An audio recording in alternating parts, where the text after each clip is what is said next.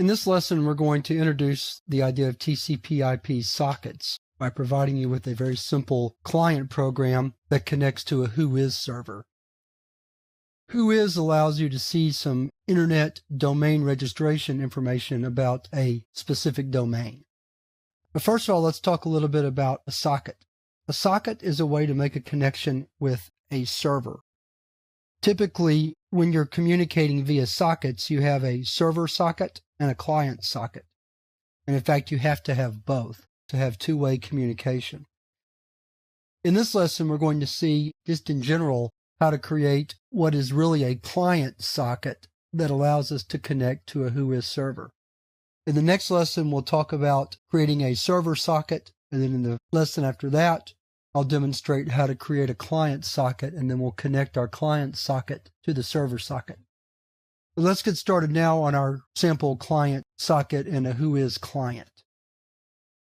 So we're going to call this program Whois.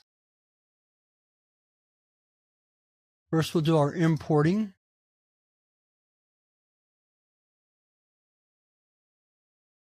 Create our class.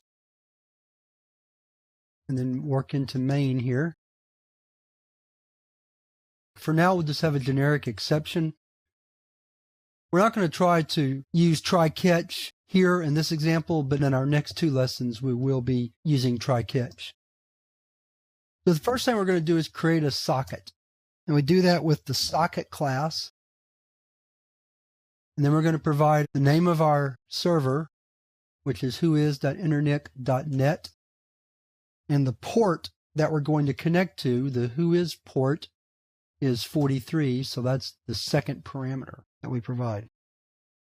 Next, we're going to create input stream objects, which are created using the get input stream method, and an output stream object, which is created with the get output stream method, just like so. Next, we're going to create a string variable that stores the domain we're going to try to search for, infiniteskills.com, and we also need a new line character at the end of that to make sure that the command is executed correctly. That's important to include that \n. Next, we have to convert our string into bytes. Bytes will be how we transmit the string.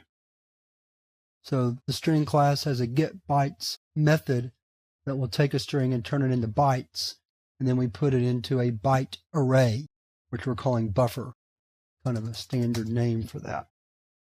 Now we're ready to send the command. So we write output write buffer, and that sends our command through the socket. At that point, we're ready to get the input that comes back. So we have a while loop that grabs the characters as they're coming in to the socket,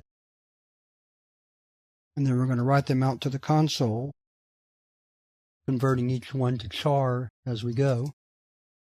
And the last thing we need to do is close our socket. And there we go. So we'll save this, go to our command window, compile it, now run it. And there's our registration information about infiniteskills.com. So we go back through the program. We create a socket. We create an input stream to receive data. We create an output stream to send data. We organize the data to send. Then we send it. And then in the while loop, we receive the data as characters, as bytes. And then we convert those bytes into chars so that we can read the output. And the output is our domain registration information. So that's a simple introduction to socket client programming. Now let's move on to the next lesson where we're going to look at a little more complex example where we're going to create our own socket server.